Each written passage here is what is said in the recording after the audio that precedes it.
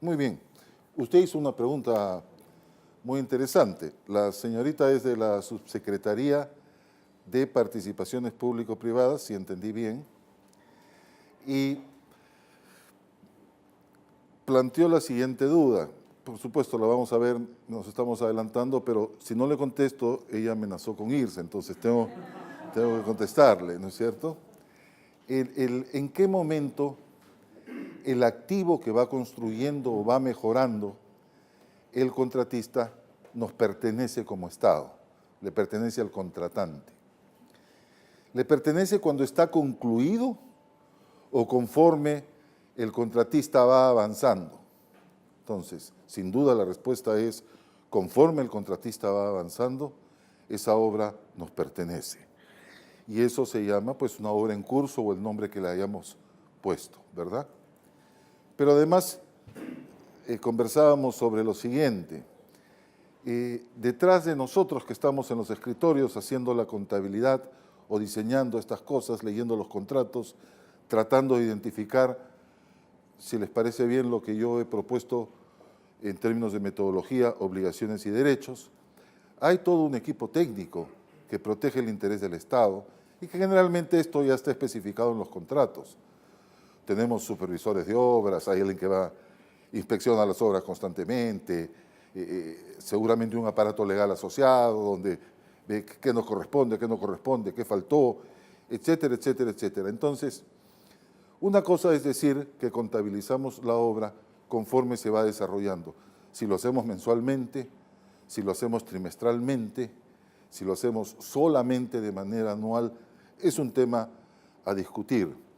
Nos hemos acostumbrado mucho a que la información sea anual, esté completa para cada año. Pero en contabilidad, y esto ya tiene muchísimo tiempo, también nos preguntamos o decimos que deberíamos tener información completa a fechas intermedias. Si estas fechas intermedias deben ser trimestrales, semestral, mensual, ese es un asunto también que corresponde resolver, porque todo depende de la información que manejemos para poder hacer los registros que correspondan.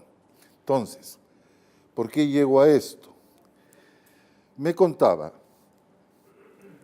que reconocen una obra en curso en la subsecretaría, reconocen una obra en curso cuando emiten un certificado, yo lo voy a llamar certificado de obra, ¿cómo es que lo llama? Tenemos dos, uno que es mensual, que es el ARAI, que es el certificado de avance de obra, Ya. y otro que es trimestral, que es el TPI, que es el título por inversión. Ya. El título por inversión representa una obligación de pago de parte del Estado y el ARAI no. Ya. ¿Se entiende? Tenemos este certificado de avance de obra mensual. Eso significa que alguien en el área técnica se puso de acuerdo con el contratista, miraron el avance, todos estos son temas técnicos de la ingeniería civil, qué sé yo, y dijeron, sí, pues, se ha avanzado 5% en esto, 3% en el otro, en fin, dieron un certificado de avance de obra. ¿Valorizado? No es una obligación de pago de parte del Estado. Yo sé que no es una obligación de pago, pero cuando dice, quisiera que todos noten esto, por favor, cuando dice que no es una obligación de pago, significa que el Estado no ha convenido en términos de oportunidad en pagos mensuales, a eso se refiere. Pero que tenemos una obligación de pago en el continuo, ninguna duda sobre el particular. Entonces, ¿qué es lo que yo necesito de este certificado que se emite? ¿Qué necesito de este certificado que se emite? Necesito que se valorice, porque si algo no se puede medir, no lo puedo poner en la contabilidad, profesor. Me identifico profesor Perpuy, nada más. Tengo otra cosita, no interesan a los títulos. Señorita, el avance que usted dice que no se paga se contradice contra el devengamiento. Claro. Principio contable. A mí me llama la atención, le digo honestamente, para opinar, no para discutir. Esta es la pregunta que yo hago. ¿Y cuál era el otro certificado? El Te decía que trimestral. pague, no le voy a pegar. El título por inversión. Título por inversión y pagan. Sí. Bueno, eso es lo que quería aclarar. Tú y yo somos profesores. ¿Cuántos años nos hemos demorado para identificar una transacción así? En el caso particular de nuestro país, a partir de la vigencia de la Ley 2456, el 1 de enero de 1993. Muy bien, entonces yo solamente para que usted tenga una respuesta preliminar, porque vamos a avanzar mucho más en detalle en el tema, es si esa información mensual se valoriza, entonces podemos hacer reconocimiento contable. Solamente lo que se mide puede ser incorporado en la contabilidad. ¿Sí? Muy bien. Entonces creo que le he respondido. No se va a ir, ¿verdad? No se va a ir. No, una aclaración de eso, sí, el ARAI sí se valoriza y el TPI también se valoriza. La diferencia entre los dos es que el título es un derecho de cobro futuro y el ARAI es un instrumento que, digamos, conceptualmente 3 ARAIs son un TPI, ¿no? Porque el TPI se emite trimestralmente y en caso de que haya terminación del contrato, el ARAI certifica el avance que quedó entre la emisión de 2 TPIs. Es un instrumento que baja el riesgo de construcción y el TPI... Sirve para digamos, que el contratista TPI financie. básicamente se creó para bajar el riesgo de construcción y hacer más financiable el proyecto. ¿Sí? Es de uso generalizado. En América estas son de uso generalizado. A ver, lo que plantea es algo que se da muy común, que todavía tenemos cierta disociación entre las áreas respecto de algunas que emiten compromisos y todo eso tiene que pasar necesariamente por la contaduría, no como fines de control, sino con un fin de tomar conocimiento y hacer las previsiones contables. Estamos trabajando en un marco, un decreto, que todo compromiso, toda obligación que genere compromisos futuros de egreso de fondos va a tener que tener aprobación de Jefatura de Gabinete, va a tener aprobación del Ministerio de Hacienda y necesariamente va a tener que pasar por la contaduría para que la contaduría vea si corresponde, si está valorizado o no está valorizado, pero en la medida en que eso genere compromiso futuro de salida de fondos, al menos tiene que estar en la contabilidad o como una deuda o bien como una previsión futura. Muy bien. Muchas gracias. Entonces, en el análisis que habíamos empezado a hacer antes del corte, habíamos identificado obligaciones del contratante y derechos que estábamos desarrollando, como el derecho a recibir las mejoras en los activos que habían sido entregados, el derecho a recibir nuevas construcciones, el derecho a recibir garantías, que por sí solas no significan hecho económico y por lo tanto no dan lugar a un reconocimiento contable. Si se activan las condiciones que esas garantías cubren, entonces tendremos que analizar qué hecho económico se ha generado para ver qué hecho contable tenemos que reconocer. En la etapa de operación, en la fase de operación, podríamos tener la obligación de otorgar subsidios. Si es que la operación fuera cofinanciada, no tiene que existir necesariamente esta obligación, revisaremos el contrato para ello. Y tenemos algunos derechos asociados a esa etapa en la fase de operación, como recibir los activos en condición operativa al final del plazo de la participación público-privada. Y cuando digo reconocer activos, estoy diciendo que tenemos derecho a recibir la propia infraestructura, la maquinaria instalada, probablemente los inventarios de repuestos que se mantienen para reparaciones y de repente algún otro intangible como algún otro activo como un intangible que lo utilizamos para hacer alguna cosa, el control de la operación de esa infraestructura vial en el ejemplo en el que estamos. Tenemos derecho a exigir estándares de calidad y oportunidad que se fijan contractualmente y también podemos tener derecho, no lo he visto yo en la infraestructura vial, pero sí lo he visto en infraestructura de puertos, por ejemplo, marcadamente. Tenemos donde se fija un derecho para el Estado contratante, un derecho que puede ser fijo o variable, a participar en los resultados de la operación. Por lo tanto, ahí tendremos también un derecho a recibir recursos y un ingreso paralelamente, pero no lo he visto en infraestructura vial. Aquí lo que pretendo es establecer más en detalle qué es lo que hace el Estado contratante en asociación con un contrato de participación público-privada y cuáles son las acciones que hace el contratista de manera paralela. Intento todavía decir qué hacemos y no qué impactos financieros contables tenemos, lo cual vamos a ver un poco después. El Estado contratante hace transferencias de efectivo, ya les expliqué, determinadas, están fijas, ya están fijadas en el contrato, o determinables, las variables se fijaron en el contrato y puedo calcularla.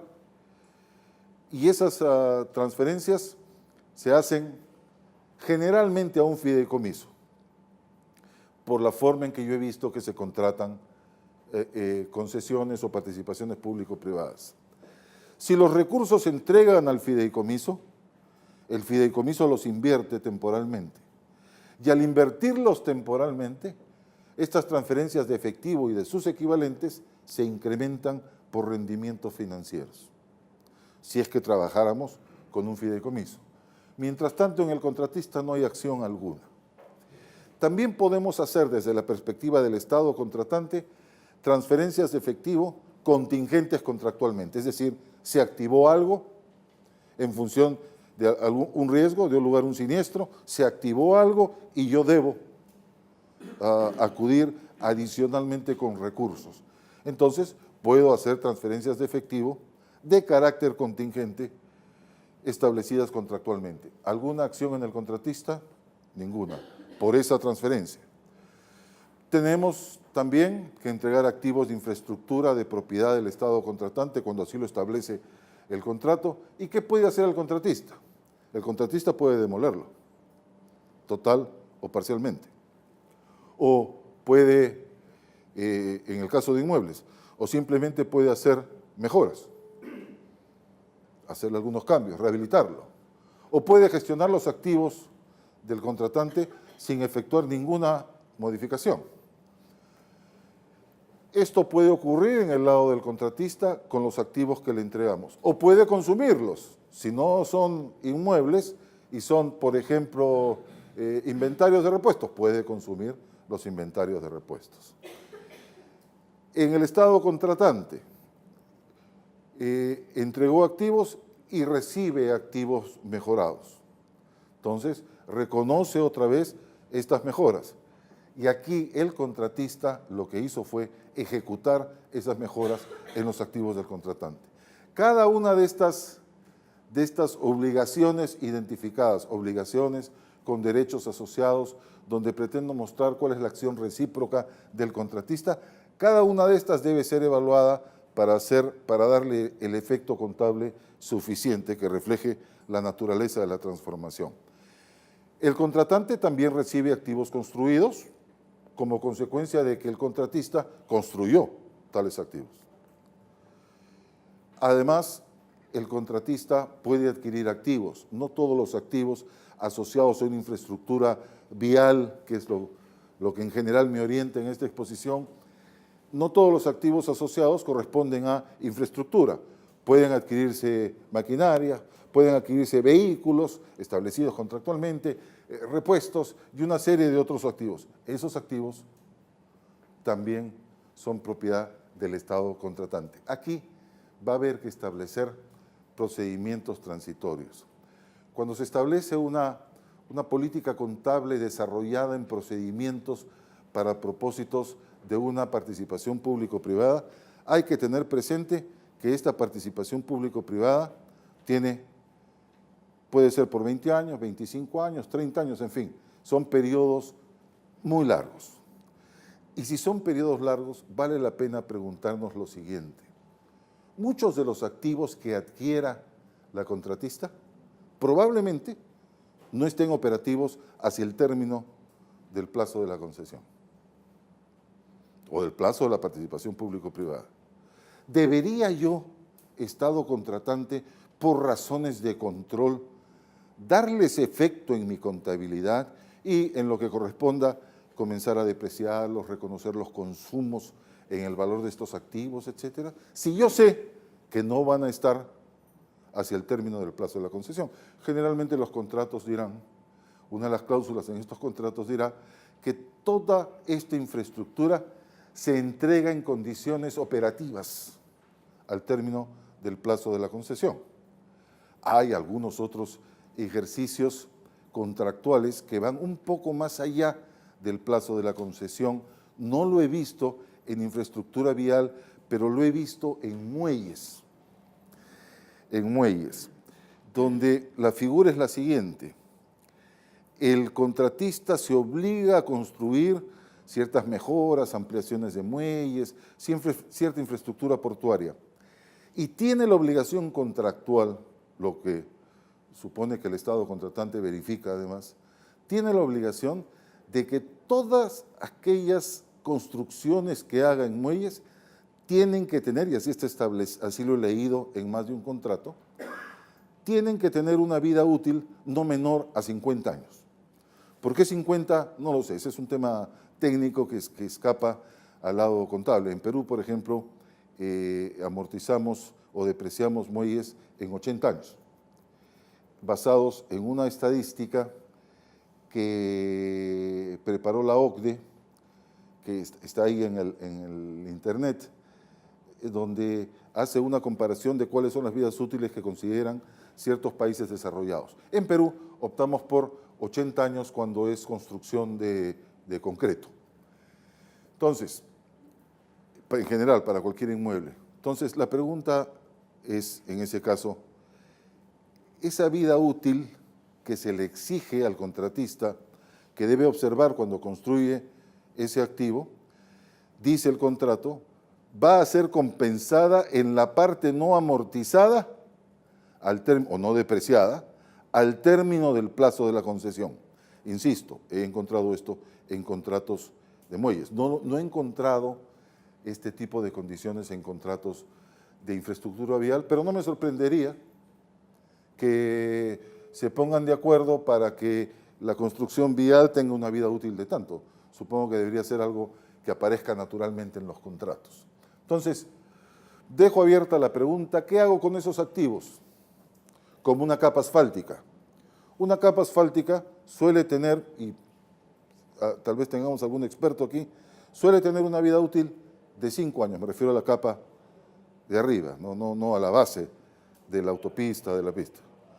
Esa capa asfáltica tiene una vida de 5 años, de manera que si yo tengo un plazo de concesión de 30 años, yo tendría que, digamos, considerar que en 6 ocasiones la capa asfáltica va a ser sustituida. Pregunta otra vez, yo, Estado contratante, ¿debería reconocer la primera capa asfáltica? Su retiro y sustitución por una nueva capa asfáltica, su retiro y sustitución por una tercera capa asfáltica y así sucesivamente. ¿Es esto adecuado? ¿Es esto inteligente? Mi respuesta preliminar a ello, e insistiremos mucho más en detalle un poco más adelante, tal vez mañana, luego de transcurrido algún tiempo, el Estado en cualquier momento podría tomar el control de estos activos. Es decir, podría haber, todo contrato establece cláusulas para decir, ok, se termina el contrato. Y todos esos activos, yo no puedo decir, bueno, voy a cerrar la carretera, como hacen ustedes, ¿no es cierto? Cierran los aeropuertos por un mes, ¿no? Vaya usted al otro aeropuerto. Yo no puedo cerrar una carretera que es única por 2 meses mientras hago el trabajo contable necesario, ¿no es cierto? Entonces, me pregunto si acaso yo no debo seguir en la contabilidad del contratante la misma secuencia de transacciones que efectúa el contratista. Mi apreciación es de que sí, pero es un asunto largamente discutible y por supuesto la normativa contable no se preocupa sobre el tema. Usted trabajando con el activo de la contratante con respecto a la amortización, también lo está haciendo la contratista. Gracias. La tiene que hacer la contratista. No. ¿Por qué no? Gracias. Por el concepto de inmovilización económico. Si tenemos algún economista en sala, un activo, el mismo activo por la misma condición, y en esto se equivocan los modelos contables internacionales, no puede estar en dos lugares a la vez. La normatividad contable ha ido avanzando. El marco conceptual de las NIC-SP, no traigo una presentación para esto, pero le cuento como mi colega docente. El marco conceptual para las NIC-SP, igual el marco conceptual de las NIIF del 2015 que está en discusión y que entrará en vigencia el 19 o el 20, creo que es el que va a entrar, el año que va a entrar en vigencia. Dice, podemos tener un mismo activo en dos entes distintos, pero por cualidades distintas. Por ejemplo, el Estado, por su condición de propietario de estos bienes, tiene un activo del tipo propiedad, planta y equipo, infraestructura vial, digamos, en el ejercicio en el que estamos, ¿no es cierto? El contratista, que tiene el derecho al uso de ese activo, tiene un activo en el momento original por el mismo monto, pero que no es un activo físico tangible, es un activo intangible. ¿Sí? Ese concepto que le ha fallado un poco a los organismos internacionales en algunos temas, por ejemplo, en el tema de arrendamientos, seguramente que hay gente aquí interesada en otros temas asociados a las normas. Hay un tema de arrendamientos donde ahora el arrendatario, el que usa el bien, también tiene el activo y lo deprecia. Y uno dice, ¿cómo lo puede depreciar si el arrendador es el dueño? ¿No? Entonces a los organismos internacionales también se les pasa pues las cosas, ¿no es cierto? Ustedes hacen vuestra propia reflexión sobre las normas. Por eso es que yo sostengo que las normas no pueden ser adoptadas, pero son una muy buena referencia para desarrollar cosas, ¿no? Claro, eso no lo puedo repetir en voz alta, esa parte por favor bórrenla, porque me temo que hasta el banco me va a dejar de dar trabajo, pero en fin. No, yo estoy totalmente de acuerdo con las normas, me parecen espectaculares, en fin. Entonces, sigamos. El contratista evalúa el funcionamiento de los activos de la concesión, empecemos a llamarlos así, son los activos asociados a ese contrato de participación público-privada. Evalúa el funcionamiento y evalúa si existe deterioro. Y el deterioro, en el Estado luego miraremos, el deterioro que nos interesa, es generalmente un deterioro físico. ¿Hasta cuándo vamos a utilizar estas edificaciones para estos 4 ministerios que hacen sus funciones aquí, sus funciones administrativas? ¿Hasta cuándo lo vamos a utilizar? Yo presumo que vamos a utilizar estas instalaciones hasta el día en que venga el organismo asociado de defensa civil y diga, oiga ministro, esto se cae en cualquier momento. Yo le sugiero que usted se vaya. Con todo su equipo se muden a otro local. Generalmente en el Estado, la vida económica del activo coincide con la vida útil. La vida económica es la vida inherente al activo, ¿no es cierto?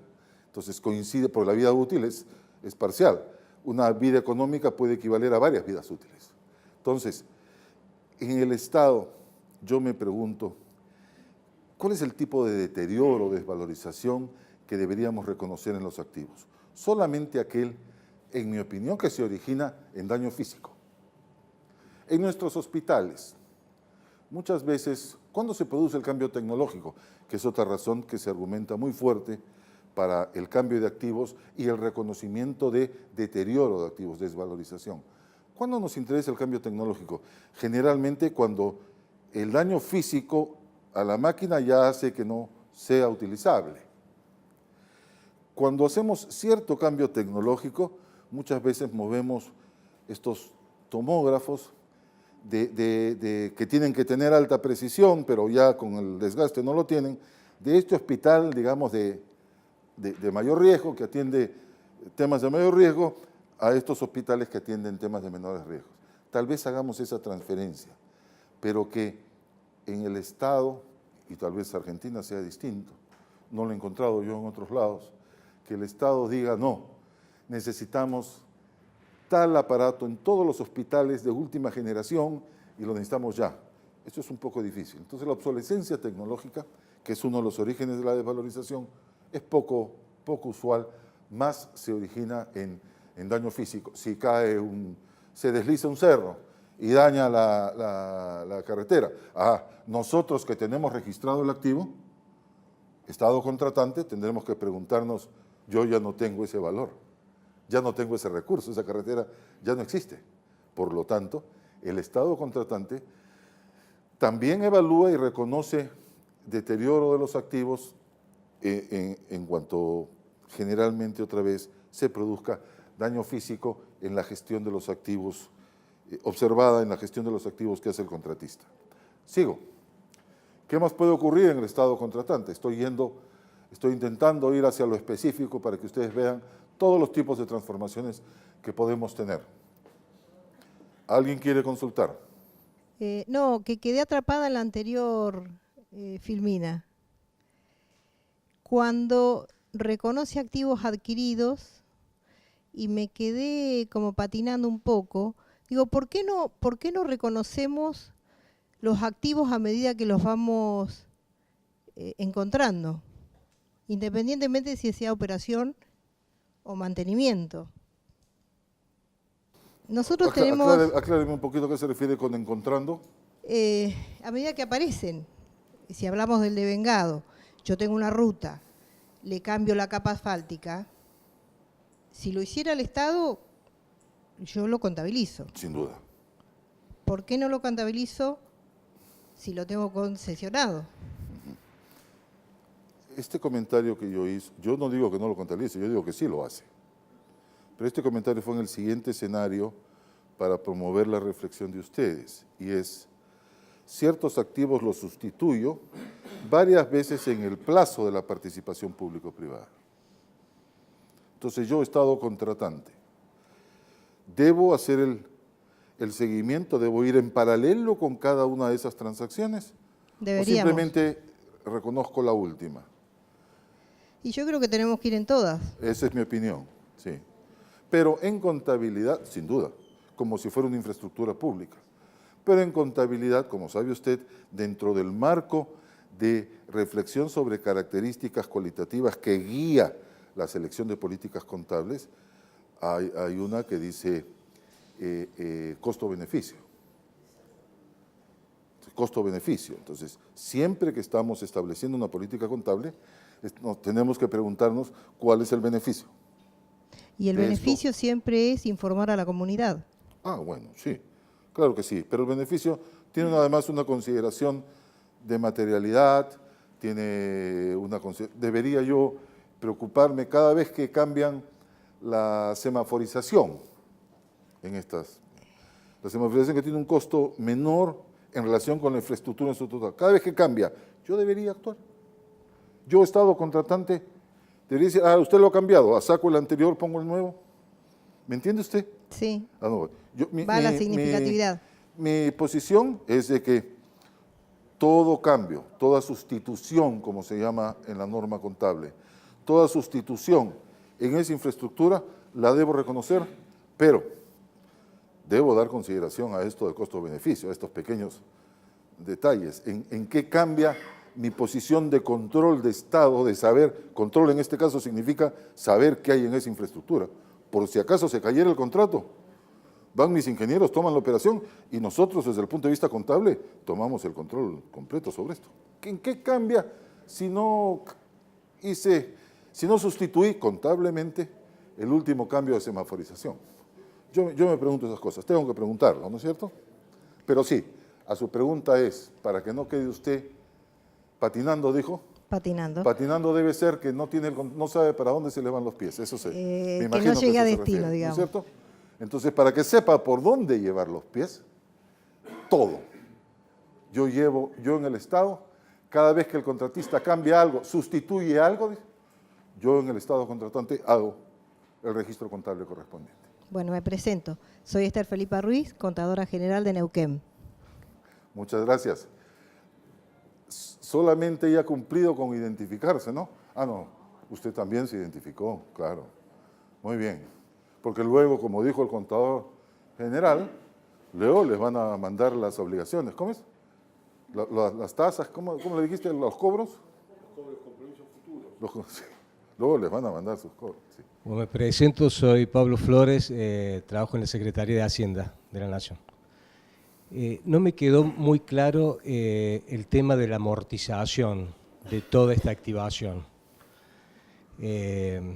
Supongamos hacemos un contrato para hacer una represa, compro un reactor, después hago un puente, pero la represa no la tengo todavía. Entonces voy activando y qué amortización le voy dando a esos activos.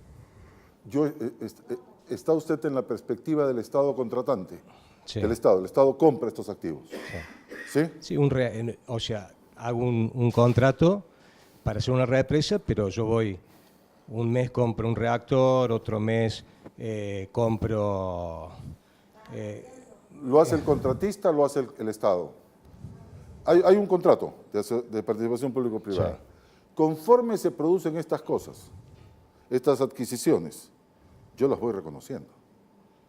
¿Y las voy amortizando? No, solamente cuando el hasta activo... que se empiece a usar. Solamente cuando el activo, ni siquiera cuando se empieza a usar.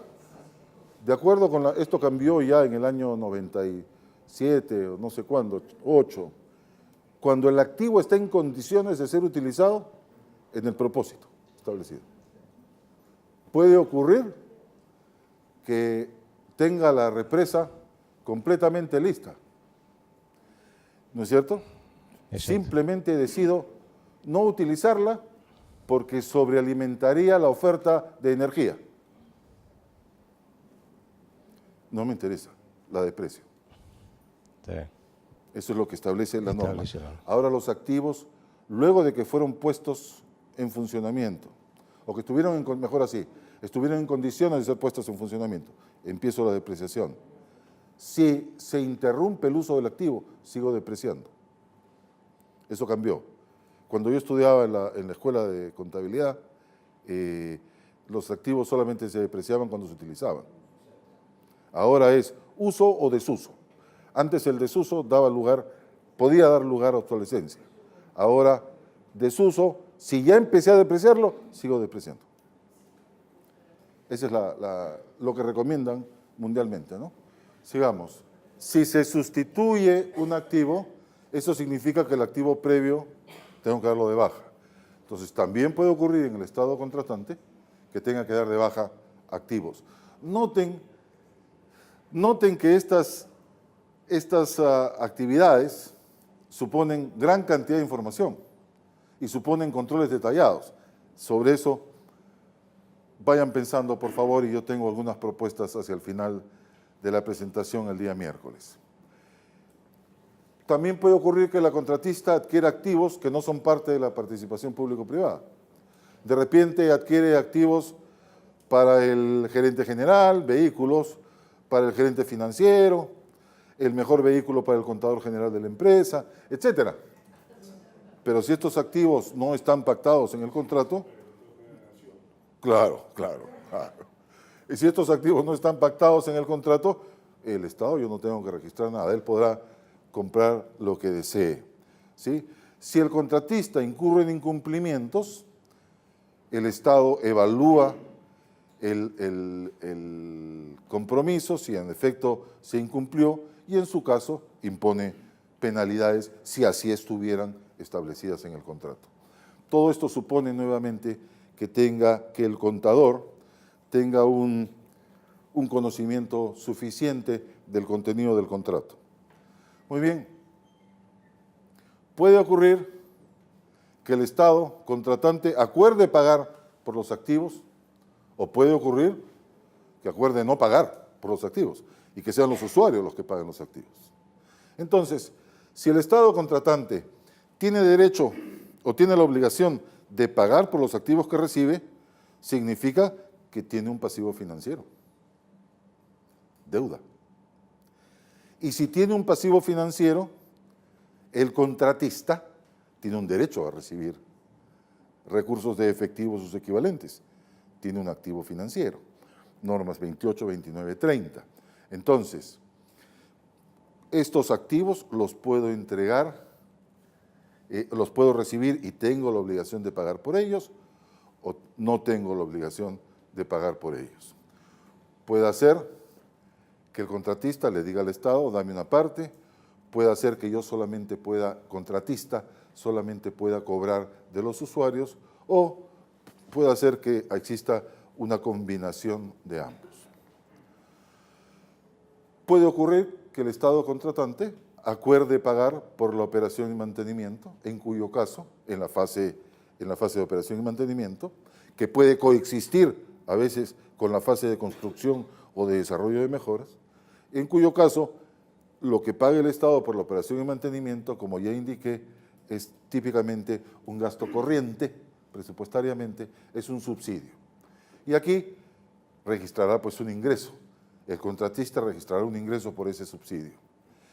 Puede ocurrir que el contrato establezca que el Estado no paga por los nuevos activos. Es decir, la participación público-privada se autofinancia íntegramente. Muy bien. ¿Algo pasará aquí? No, no pasa nada, simplemente le entregó los activos y el Estado en ese momento dice, si no voy a pagar por estos activos, entonces no tengo un pasivo financiero. Pero, ¿tengo un ingreso?, se pregunta el Estado. Hoy, no, porque estos activos van a contribuir a la generación de valor. En este caso, generación de valor significa potencial de servicio público.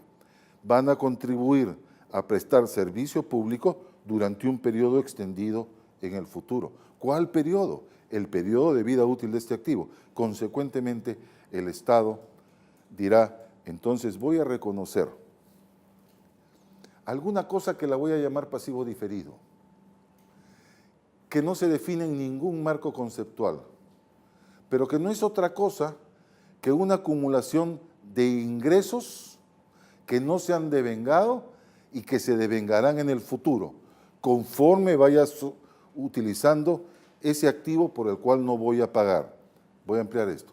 Un poco más adelante.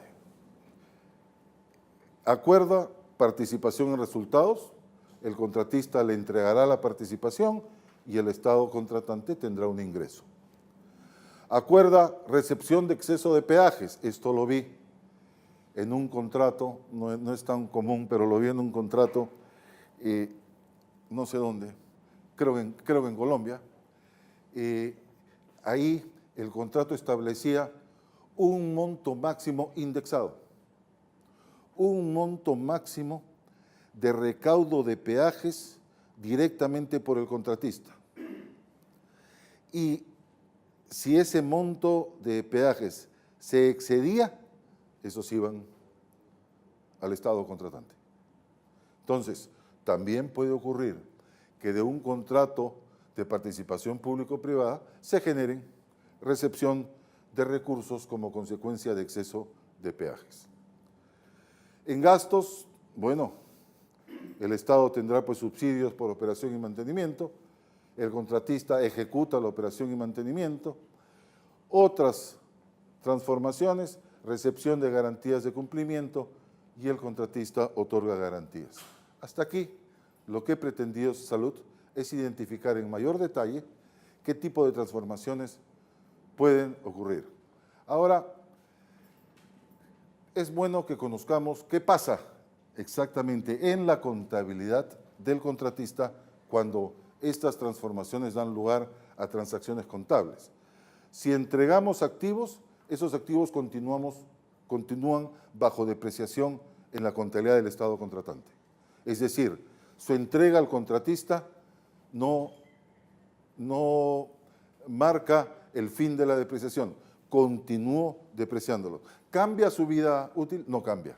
¿Cambia algo en estos activos que he entregado en la perspectiva contable como consecuencia de que ahora los entrego para la gestión en el contratista? No cambia nada, ¿sí?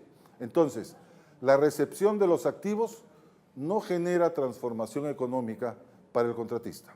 Es decir, la recepción de esos activos, si quieren ustedes desde el punto de vista contable, el contratista las trata como partidas fuera del balance, no las incorpora en su balance. Esos activos no le pertenecen. Alfredo, perdón. Una pregunta respecto de esto último que mencionabas.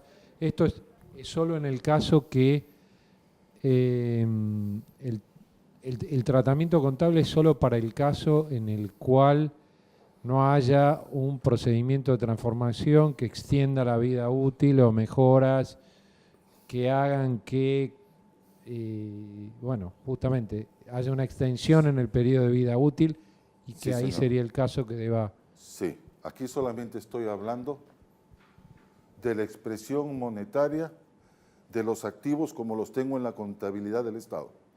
No estoy hablando de las mejoras que tiene que hacer el contratista que se ha comprometido, rehabilitaciones, etcétera. Sí. Pero, a ver, el tema de la depreciación es un tema que básicamente no hay una regla hay una regla técnica, pero no hay una regla fija. Dijiste 50 años, 80 años los inmuebles, es decir, yo creo que en el Estado sí tiene que ir en función, ya no tanto del gasto, sino de la posibilidad de reemplazo que pueda llegar a tener ese bien. Pero también mencionamos que yo entrego un bien y ese bien lo tiene que seguir amortizando el Estado. Lo que no implica que necesariamente deba seguir manteniendo la misma tasa de depreciación. Podía tener un bien inmovilizado, sin utilización, iba reconociendo la depreciación anual, pero cuando lo entrego a uso y empieza a tener ya un uso más continuo, quizás yo deba cambiar la tasa de depreciación. Yo entiendo lo que señala el contador general, yo entiendo lo que él dice, y es cómo es que podemos mantener una tasa de depreciación, sea que el activo lo uso así o lo uso más intensamente, lo uso menos o lo uso más intensamente. Yo les he contado lo que dicen las normas internacionales de contabilidad del sector público, la norma específica, que es el modelo de referencia, digamos, que tengo en la cabeza, pero la norma del sector público 17 dice que los activos continúan depreciándose una vez que se inició la depreciación, sea que se usen o no se usen, y establece métodos para depreciar, para los cuales no pone ninguna condición, no pone consideraciones de racionalidad económica para decidir por un método lineal, que es el método que generalmente tenemos en la cabeza cuando estamos hablando, alícuotas, tasas iguales, o métodos de unidades de producción, o otros métodos que son crecientes o decrecientes. El método lineal es el único método de tasas constantes. Entonces, yo me pregunto, porque entrego la gestión de esta infraestructura vial a un contratista, ¿debería cambiar la vida útil? Porque eso es lo que tú nos estás proponiendo, César. Sin duda es un tema para discutirlo, pero el criterio tendría que ser no quién lo administra para que yo decida tasa de depreciación, ¿no? La tasa de uso. La tasa de uso, sí, para que decida la tasa de uso. Si existen razones por las cuales el activo debe comenzar a ser depreciado a una tasa distinta, probablemente esas razones sean distintas, porque además la misma norma 17 dice, debes revisar si las vidas de los activos son todavía adecuadas, si lo que has hecho, lo que has estimado es adecuado. Entonces, de acuerdo con la normatividad, no debería cambiar la tasa. ¿Por qué? Porque la propia normatividad sobre propiedad, planta y equipo, infraestructura, ha cambiado muchísimo. Dice ahora, antes, cuando yo mejoraba un activo, yo agarraba la mejora y la ponía como parte del valor del activo y era un activo único. Entonces, ahí me calzaba muy bien la última reflexión que has hecho sobre si lo he mejorado, podría cambiar la vida útil. Pero con la normatividad recomendada en estos modelos internacionales, esa mejora es un activo distinto. Y como es un activo distinto, puede ocurrir que el activo que yo le entregué al concesionario, al contratista, para que lo mejore, puede ocurrir que yo lo siga depreciando al 2%. Pero esta mejora que me ha entregado puede hacer que la tenga que depreciar al 4, al 8 o menos, o lo que fuera. Entonces, tengamos presente que las mejoras son activos distintos ahora para la contabilidad. ¿Sí? Esto supone retirar el activo anterior. No estoy seguro de haber contestado. El mismo bien si mejora. Vos hablaste, por ejemplo, de la represa. Yo tengo la represa, la construcción Estado, la tengo parada, la voy depreciando, no la voy depreciando, o bien la estoy utilizando muy poco, la voy depreciando. Ahora la entrego a un particular, la misma represa sin ningún tipo de mejora, pero empieza a tener un mayor ritmo de producción. Ya le estoy cambiando la vida útil, porque el riesgo es que si yo calculé una baja tasa de depreciación, puede ser que la vida útil se extinga, la vida útil económica, antes que la vida útil contable. Y un poco la amortización es que coincidan la económica con la contable. En el Estado generalmente coincidirán, sí. Es discutible, vamos a seguir viéndolo, pero con el propósito de resumir un poco, digamos que las tasas de depreciación deben ser evaluadas periódicamente. Si no cambian las condiciones económicas y las condiciones operativas respecto de un activo, probablemente no tenga justificación para cambiar la tasa, en segundo lugar. Y en tercer lugar, toda mejora que hace el contratista en cada uno de mis activos, en el Estado debe reflejarse como un activo por separado. Es decir, hizo una mejora en la capa asfáltica, le puso nueva capa asfáltica, ensanchó un poco la carretera para tenerla en nuevos estándares. Eso es un activo distinto en el Estado al activo que yo le entregué para mejorar. Eso nuevo que hizo tiene que tener una vida útil igual a la vida del activo que yo le entregué. No necesariamente, es un nuevo activo, ¿sí? Pero tienen que existir razones económicas para cambiar tasas de depreciación. Entonces, sigo. El Estado entrega inventarios u otro tipo de activos distintos de infraestructura. En el contratista tampoco hay transformación económica, ni cuando los recibe ni cuando los consume. Todas las transformaciones económicas respecto de lo que el Estado le entrega al contratista se mantienen en la contabilidad del Estado contratante. ¿Sí? El Estado reconoce el consumo de inventarios, el Estado continúa depreciándolos. En algunos casos, cuando el Estado entrega activos de propiedad del Estado en un contrato de participación público-privada, el Estado licita, cuando sus activos son de importancia y fundamentalmente están operando, tienen valor claro, el Estado licita y a veces, como ha ocurrido en el Perú, el Estado le requiere un pago al contratista para entregarle los activos para que sean operados por ellos en un contrato de asociación público-privada, con riesgos, financiación de nuevas construcciones, mejoras, ampliaciones de la red eléctrica, etcétera, etcétera. Entonces, cuando Perú privatizó su red de distribución eléctrica, la entidad colombiana, que es una empresa del Estado colombiano, que tomó esta concesión, hicieron un pago por todo eso que estaban recibiendo, X número de millones. Entonces, ¿qué ocurrió en el contratista? Como pagó por el derecho, en este concurso público, pagó por el derecho a operar esos activos en el futuro, solamente derecho a operarlos, derecho a explotarlos con beneficio económico. Lo que ocurrió en el contratista es que reconoció un intangible.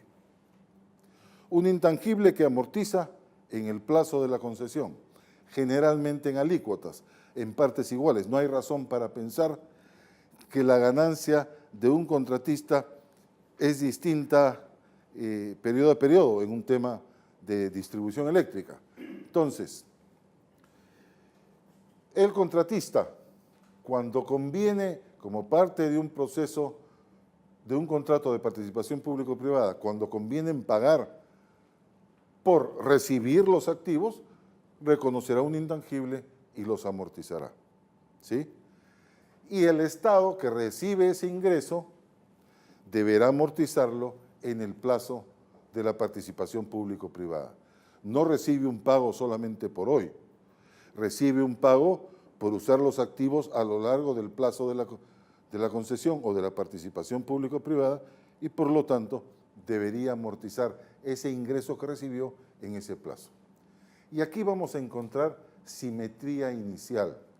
La simetría, según se define en los marcos conceptuales contables, la simetría no es una condición contable. Simetría significa, si yo tengo cuenta por cobrar por 100, estado contratante, contratista debería tener una cuenta por pagar por 100, en algunos casos coincidirá y en otros casos no coincidirá. Esta comparación fue necesaria para convencer en estas discusiones sobre asociaciones público-privadas o participaciones público-privadas a ambos lados, en que ciertos registros podían ser distintos. En un momento inicial, cuando la contratista dice, te voy a pagar 300 millones por el derecho a usar tus activos en tal plazo, tiene una cuenta por pagar y el Estado tiene una cuenta por cobrar, del mismo monto. Pero luego no tendría que ser igual. Supuestamente podría coincidir.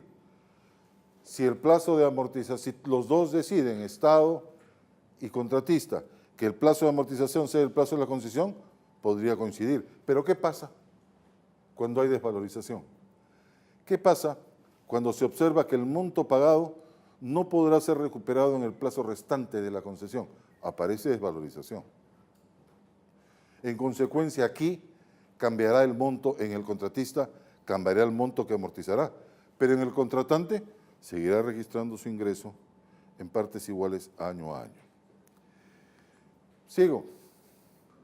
El Estado reconoce activos, los que deprecia de acuerdo con su naturaleza y de acuerdo con la vida útil. El Estado, con estos activos que recibe, no se circunscribe al periodo de la concesión. Les contaba el ejemplo del muelle. Cuando construya muelle contratista, vida útil 50 años. Eso puede exceder al plazo de la concesión. Mientras que el contratista todo lo consume en el plazo de la concesión.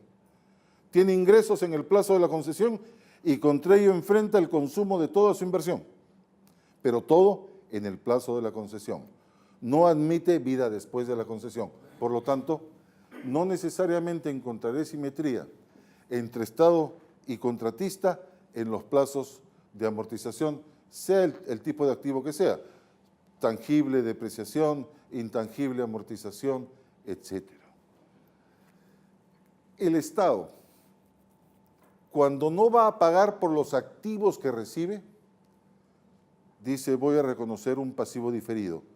Ese nombre es el que sugiere la norma SP32. Yo estoy realizando un intercambio, es la filosofía de la norma 32. Dice que cuando el Estado cede peajes al contratista, el contratante cede al contratista, lo que está haciendo es, le está entregando peajes a cambio de los activos que va a recibir. Esto no es estrictamente cierto, pero lo que sí es cierto es que el Estado, si no va a pagar, no tiene pasivo financiero. No hay afectación presupuestaria.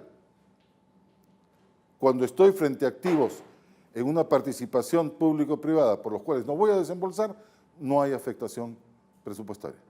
Solamente hay afectación presupuestaria cuando estoy frente a un pasivo financiero que va a dar lugar a desembolsos. Entonces, si reconozco activos y no voy a pagar por ellos, reconozco un pasivo, otra vez, del tipo diferido, que es un diferimiento de ingresos en realidad. Perdón. Nosotros en la contabilidad pública tratamos de no compensar. No compensar. No compensar. ¿Compensar qué? Y si yo les estoy dando una concesión y ellos me hacen una obra y yo no lo registro, estaría compensando. No estaría registrando un recurso presupuestario, pero sí estaría contabilizando la mejora de la obra. Para la contabilidad, su contabilidad presupuestaria, gracias por la pregunta, me permite aclarar. Su contabilidad presupuestaria es base caja. No necesariamente. Bueno, al final es base caja, aunque le extienda. Reconoce, se refiere, por ejemplo, a que puede comprometer a fin de año y pagar en el trimestre siguiente, ¿a eso se refiere? ¿O tiene No, contenidos? ¿Tiene contenidos de depreciación y amortización en el presupuesto? No. No tiene. Entonces, es correcto lo que yo estoy diciendo. Su contabilidad presupuestaria es base caja. A veces la caja no coincide con el periodo económico. Por ejemplo, en el Perú, nos dejan seguir afectando presupuesto en enero, febrero y marzo del año pasado. Lo comprometimos a diciembre, digamos, para que no regrese al Tesoro Público. Lo comprometimos en diciembre y en realidad lo estamos ejecutando enero, febrero y marzo y vale por el año anterior, pre-caja. En este caso, yo voy a recibir obras, mejoras, activos de la concesión sin desembolsar nada. Sí desembolso. Lo que no hago es cobrarlo, pero compenso. No. En algún momento de la vida compenso. No me lo hacen gratis. No, lo que yo he hecho es, le agradezco mucho, ciertamente no es gratis. Ninguna transacción con un privado es gratis, nada, todo cuesta. Yo les voy a decir, el privado recibe los peajes bajo su riesgo. Mi contrato puede establecer condiciones y puede decir, si no fluyen tantos vehículos o tantos pasajeros en la línea del metro, la variable que fuera necesaria, entonces yo, Estado, tengo que acudir y compensar para llegar a tantos pasajeros o tantos vehículos, a tal tarifa, etcétera. La fórmula que establezcan ellos. Entonces, en un contrato de participación público-privada, yo le cedo al contratista, le transfiero el derecho a recabar en mi nombre, Estado, una tarifa que llamo peaje, derecho de vía, como la llamemos, por cada vehículo de 4 ruedas, de 6 ruedas, de 8 ejes, en fin, las fórmulas que establezcamos. Entonces, el contratista reconoce ingresos por peajes. Yo no los reconozco porque para mí no es un ingreso. Yo se lo he cedido. Pero eso sí le digo al contratista. Si yo no tuviera un contrato de PPP y sí lo recibiera, sería sin un duda. canon. Entonces, ¿por qué enmascaro bajo esa figura algo y no lo contabilizo? No tengo el registro. No, sí contabilizo. ¿Se refiere usted me está hablando usted de las nuevas construcciones? Yo ¿O me está hablando de los peajes? pienso ¿De qué en me mi está hablando? contabilidad de presupuesto y mi contabilidad patrimonial de los bienes que tengo, Sí, tiene que estar. en mi contabilidad de crédito público si tuviera una deuda. Yo las tengo que cruzar a todas las contabilizo. Serían como mis grandes mayores. Entonces, ahora tengo una contabilidad en la que tengo que contabilizar los recursos. Pero estos recursos usted me dice que no los contabilizo. ¿Cómo podría yo presupuestar? No los cobro yo, los cobra un tercero a los que yo lo habilité. Tenemos que ponernos de acuerdo en cuestiones básicas. Cuando hacemos formulación presupuestaria ¿sí? En la Argentina. Estamos pensando en entradas de efectivo y salidas de efectivo clasificadas por su naturaleza. Solamente efectivo. ¿Estoy en lo correcto? Sí, lo Consecuentemente, proyectado de un lado y del otro. le agradezco mucho.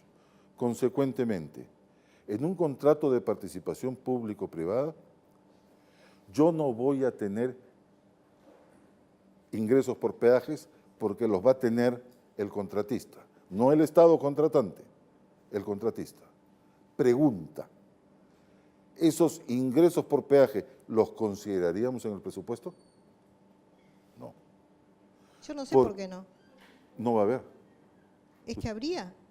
Por eso Es le que digo, no va a haber estamos flujo. compensando. No va a haber No. flujo.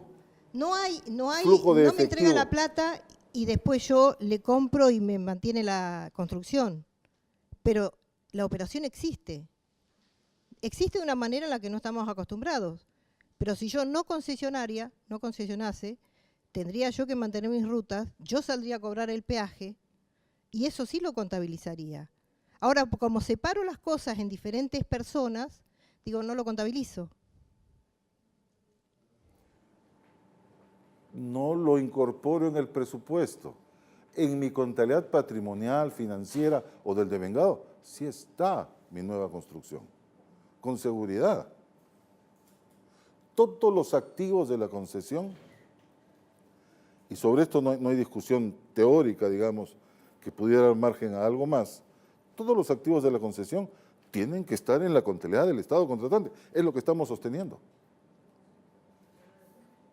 Ya veremos luego con qué detalle.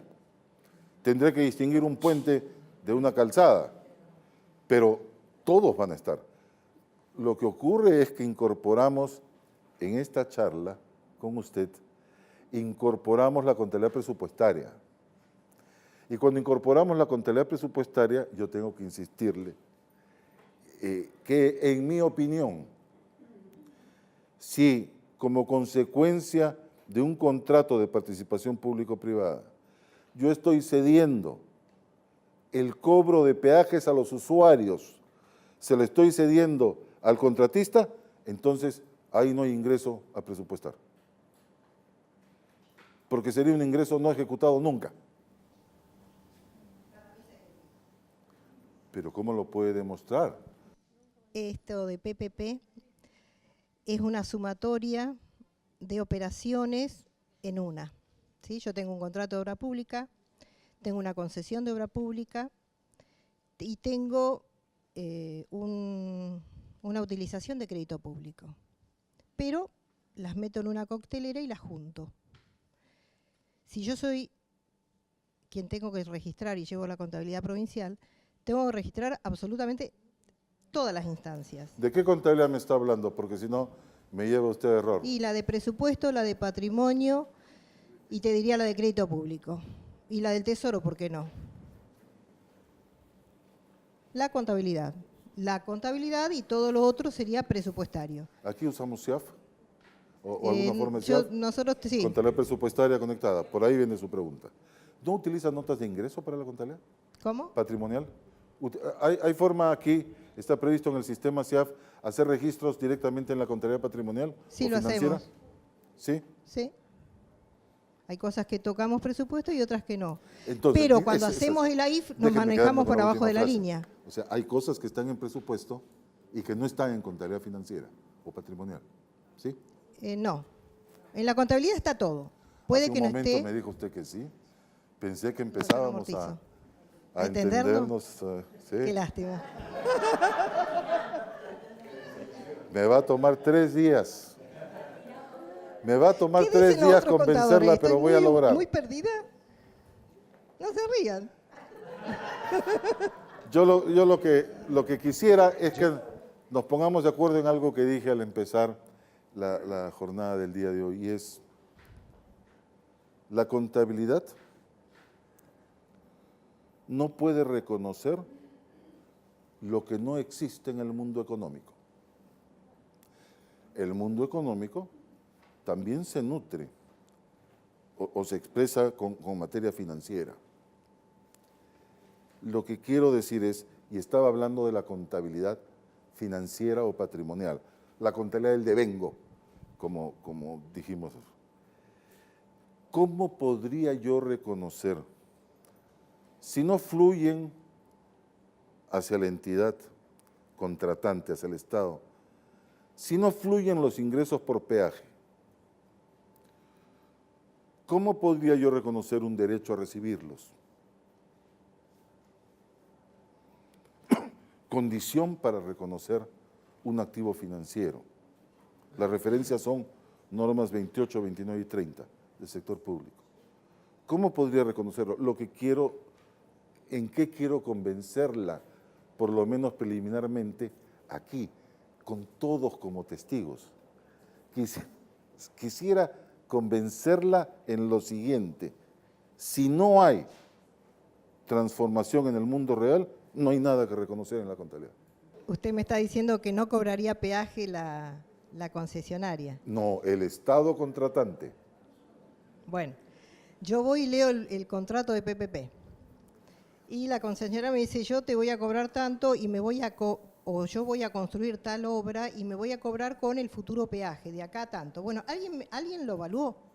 Sí, por supuesto. Existe. Después viene la realidad y resulta que no era lo que se suponía o era más. Pero eso es un ingreso que de una u otra manera a mí me sirvió, no lo tuve yo, pero me sirvió para mantener mis activos. Si hubiera más, le aseguro que el contrato establece las condiciones, y si no lo establecimos en el primero, No, y si lo hubiera aprendimos menos yo después. tengo que poner subsidio como Estado.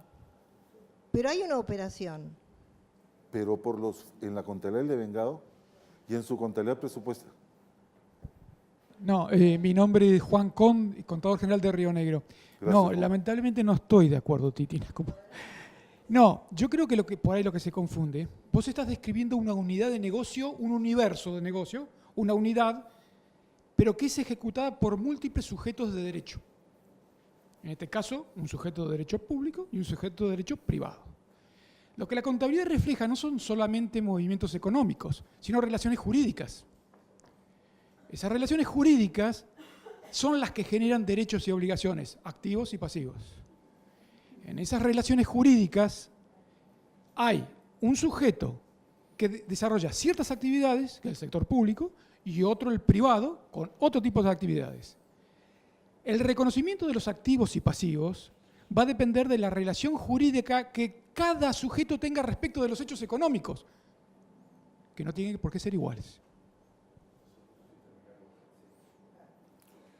Le agradezco mucho, le he incorporado un componente, que es el componente vivo en el sector gubernamental de legalidad. Ese es el que usted está incorporando.